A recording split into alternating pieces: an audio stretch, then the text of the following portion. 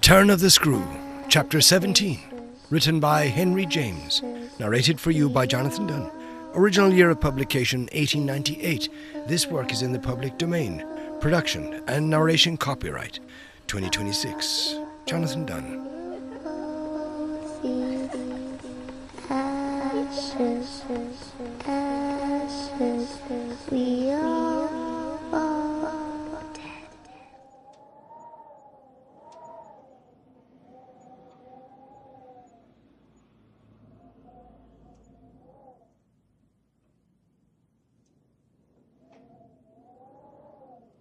17. I went so far in the evening as to make a beginning. The weather had changed back. A great wind was abroad, and beneath the lamp in my room, with Flora at peace beside me, I sat for a long time before a blank sheet of paper and listened out to the lash of the rain and the batter of the gusts. Finally, I went out, taking a candle, across the passage and listened a minute at Miles's door. What, under my endless obsession, I had been impelled to listen for was some betrayal of his not being at rest, and I presently caught one, but not in the form I had expected. His voice tinkled out. "I say, you there, come in." It was a gaiety in the gloom. I went in with my light and found him in bed, very wide awake, but very much at his ease. "Well, what are you up to?" he asked with a grace of sociability in which it occurred to me that Mrs. Grose, had she been present, might have looked in vain for proof that anything was out. I stood over him with my candle. "How did you know I was there?" "Why, of course I heard you. Did you fancy you made no noise? You like a troop of cavalry." He beautifully laughed. "Then you weren't asleep?" "Not much. I lie awake and think." I had put my candle designedly a short way off, and then, as he held out his friendly old hand to me, had sat down on the edge of his bed. "What is it?" I asked. "What you think of?" "What in the world, my dear, but you?" "Ah, the pride I take in your appreciation doesn't insist on that. I had so far rather you slept." "Well, I think also, you know, of this queer business of yours." I marked the coolness of his firm little hand. "Of what queer business, Miles?" "Why, the way you bring me up, and all the rest." I fairly held my breath a minute, and even from my glimmering taper there was light enough to show how he smiled up at me from his pillow. "What do you mean by all the rest?" "Oh, you know. I could say nothing for a minute, though I felt as I held his hand and our eyes continued to meet that my silence had all the air of admitting his charge, and that nothing in the whole world of reality was perhaps at that moment so fabulous as our actual relation. "Certainly you shall go back to school," I said, "if it be that troubles you, but not to the old place. We must find another, a better. How could I know it did trouble you, this question, when you never told me so, never spoke of it at all?" His clear, listening face, framed in its smooth whiteness, made him for the minute as appealing as some wistful patient in a children's hospital, and I would have given, as the resemblance came to me, all I possessed on earth really to be the nurse of this sister, or the sister of charity, who might have helped to cure him. Well, even as it was, I perhaps might help. "Do you know you've never said a word to me about your school? I mean the old one. Never mentioned it in any way?" He seemed to wonder. He smiled with the same loveliness, but he clearly gained time. He waited. He called for guidance. "Haven't I?" It wasn't for me to help him. It was for the thing I had met. Something in his tone, and the expression of his face as I got this from him, set my heart aching with such a pang as it had never yet known. So unutterably touching was it to see his little brain puzzled and his little resources taxed to play, under the spell laid on him, a part of innocence and consistency. "No, never. From the hour you came back, you've never mentioned to me of your masters, one of your comrades, nor the least little thing that ever happened to you at school. Never, little Miles, no, never, have you given me an inkling of anything that may have happened there. Therefore you can fancy how much I'm in the dark. Until you came out that way this morning, you had, since the first hour I saw you, scarce even made a reference to anything in your previous life. You seemed so perfectly to accept the present. It was extraordinary how my absolute conviction of his secret precocity, or whatever I might call the poison of an influence that I dared but half to phrase, made him, in spite of the faint breath of his inward trouble, appear as accessible as an older person, imposed him almost as an intellectual equal. I thought you wanted to go on as you are. It struck me that at this he just faintly coloured. He gave, at any rate, like a convalescent slightly fatigued, a languid shake of his head. I don't.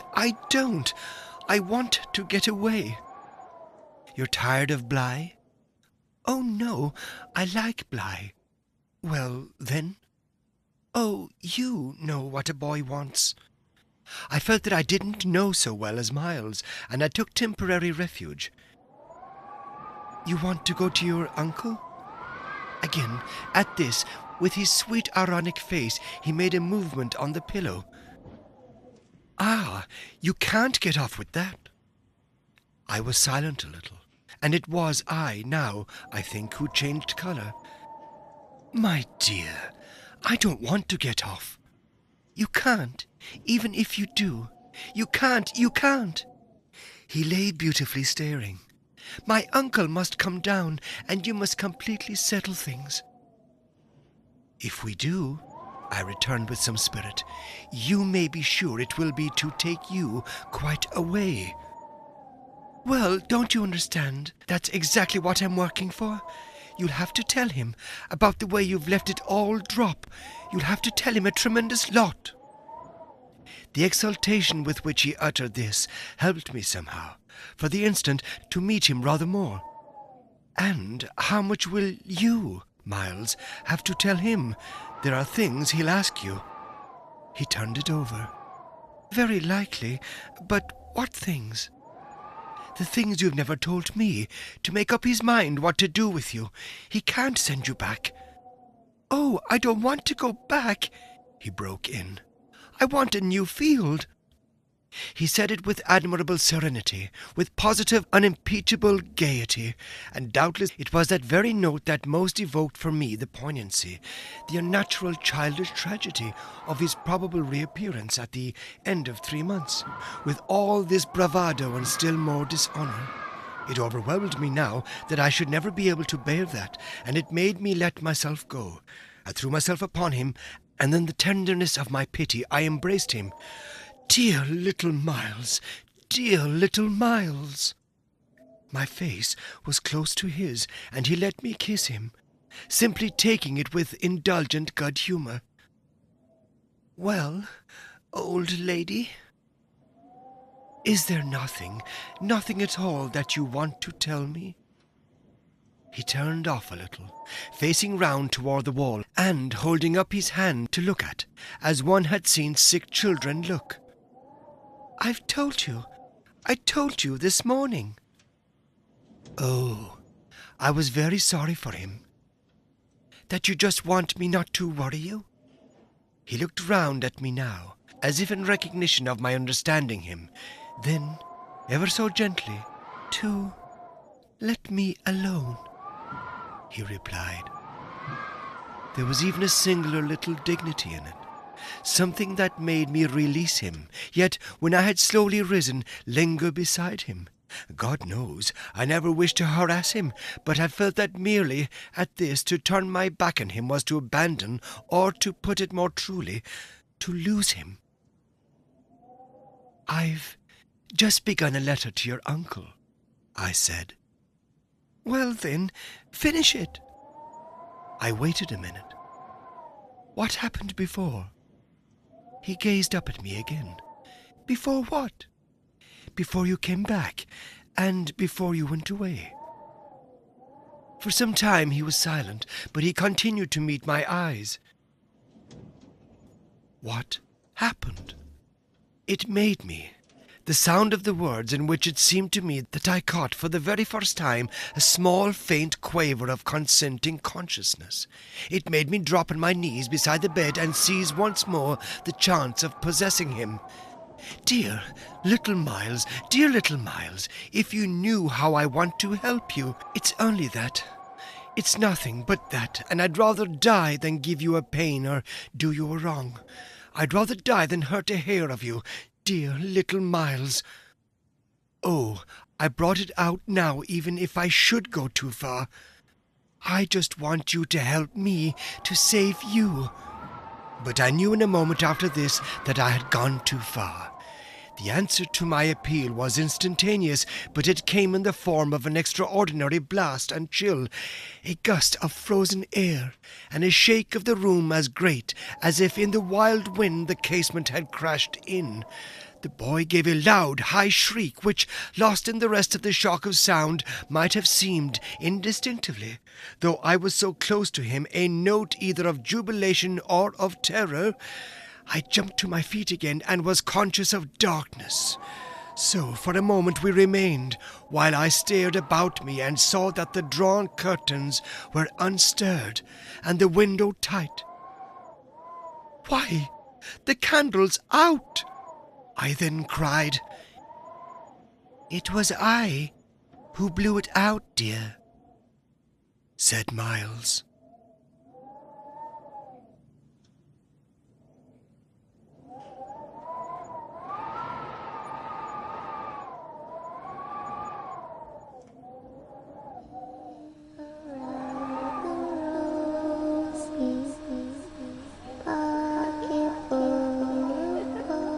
This has been The Turn of the Screw, Chapter 17, written by Henry James, narrated for you by Jonathan Dunne. Original year of publication 1898. This work is in the public domain. Production and narration copyright 2026. Jonathan Dunne.